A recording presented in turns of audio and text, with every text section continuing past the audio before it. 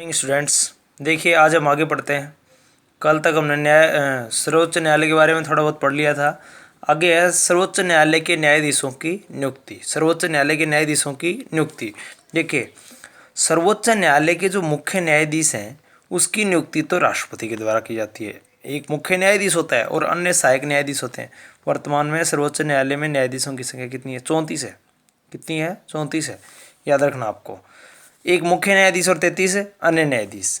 तो सर्वोच्च न्यायालय के मुख्य न्यायाधीश की नियुक्ति किसके द्वारा की जाती है? राष्ट्रपति के द्वारा की जाती है। तथा सर्वोच्च न्यायालय के जो अन्य न्यायाधीश है, भाई मुख्य न्यायाधीश तो एक हो गया, बाकी इतने बच गए, 33 बच गए। तो अन्य न्यायाधीशों की नियुक्ति किसके द्वारा? राष्ट्रपति द्वारा। ये राष्ट्रपति लिखना आपको, राष्ट्रपति। तो अन्य न्यायाधीशों की नियुक्ति राष्ट्रपति द्वारा मुख्य न्यायाधीश की सलाह से। इस एक व्यक्ति की नियुक्ति राष्ट्रपति ने कर दी, फिर इन 33 की नियुक्ति के लिए वो अकेला नहीं करेगा, वो इस एक की क्या लेगा? सलाह लेगा। ये लिखा हो इसमें।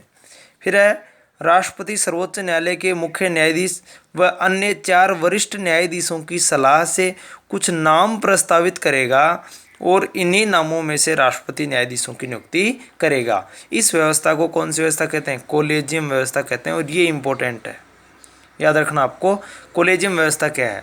तो क्या है कोलेजियम व्यवस्था? कि सर्वोच्च न्यायालय का एक तो मुख्य न्यायाधीश और 4 वरिष्ठतम मतलब जो बड़े हैं आयु में, अपना ज्ञान भी ज़्यादा रखते हैं, उन व्यक्तियों की सलाह से कुछ नामों की सूची बनाकर किसको दी जाएगी? राष्ट्रपति को दी जाएगी। और राष्ट्रपति उन्हीं नामों में से क्या करेगा? न्यायाधीशों की नियुक्ति करेगा। इस व्यवस्था पर बार बार सवाल उठाए गए और इस व्यवस्था को ख़त्म करने के लिए एक आयोग बनाया गया जिसका नाम है एनजेक। एनजेक की फुल फॉर्म है नेशनल जुडिशियल अपॉइंटमेंट कॉरपोरेशन, राष्ट्रीय न्यायिक नियुक्ति आयोग। इसकी स्थापना की गई थी सरकार के द्वारा 2015 में, लेकिन इसने इस कॉलेजियम व्यवस्था को ख़त्म करना चाहा और कहा कि कॉलेजियम व्यवस्था से सर्वोच्च न्यायालय के न्यायाधीशों की नियुक्ति नहीं होनी चाहिए। लेकिन अंत में इस आयोग की मांग को अस्वीकार कर दिया गया और वर्तमान में कॉलेजियम व्यवस्था ही लागू है। वर्तमान में सर्वोच्च न्यायालय के न्यायाधीशों की नियुक्ति कौन सी व्यवस्था से होती है? कॉलेजियम व्यवस्था से होती है। फिर भारत में जो सर्वोच्च न्यायालय है उसका स्ट्रक्चर या उसकी संरचना क्या है? देखो संरचना, सबसे ऊपर कौन सा न्यायालय है? सर्वोच्च न्यायालय। उससे नीचे क्या है? उच्च न्यायालय। और उससे नीचे जिला न्यायालय। और जिला न्यायालय से नीचे क्या है? अधीनस्थ न्यायालय। तो ये चित्र आपको बनाना है। अच्छा, भारत में जो न्यायालय हैं उनका ढांचा पिरामिड के आकार में है। पिरामिड जानते हो? ये पिरामिड बनाया है मैंने, ये पिरामिड है, यानी ऊपर से तो सकरा और नीचे से क्या है? चौड़ा है। देखिए ऊपर से सकरा कैसे? सर्वोच्च न्यायालय कितने हैं? सर्वोच्च न्यायालय एक ही है सर्वोच्च न्यायालय। उच्च न्यायालय क्या है? सर्वोच्च न्यायालय से ज़्यादा है। ठीक है, तो ये ज़्यादा हो गया, इधर से देखिए चौड़ा हो गया। फिर आगे उच्च न्यायालय से जिला न्यायालयों की संख्या क्या है? ज़्यादा है, इसलिए ये इससे भी ज़्यादा हो गया। देखिए यहाँ से और जाके पिरामिड खुल गया है। फिर अधीनस्थ न्यायालयों की संख्या तो जिला न्यायालय से भी ज़्यादा है। तो ये पिरामिड आपको बना लेना। इसमें क्या लिखना? देखिए सर्वोच्च न्यायालय, फिर उच्च न्यायालय, फिर जिला न्यायालय और फिर नीचे नीचे आपको लिखना है अधीनस्थ न्यायालय। ये आपको बना लेना है। नेक्स्ट, जनहित याचिका।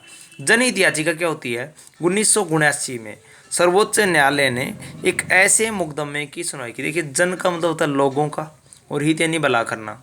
देखिए लोगों का भला करना। यदि कोई व्यक्ति ऐसा है जो कोर्ट में नहीं जा सकता, उस व्यक्ति के अधिकारों का उल्लंघन हो रहा है और वो कोर्ट में नहीं जा सकता, क्योंकि भारत में जो कोर्ट में जाने की प्रक्रिया है वो काफ़ी लंबी है और उसमें खर्चा भी होता था। तो एक गरीब व्यक्ति कोर्ट तक नहीं पहुंच सकता।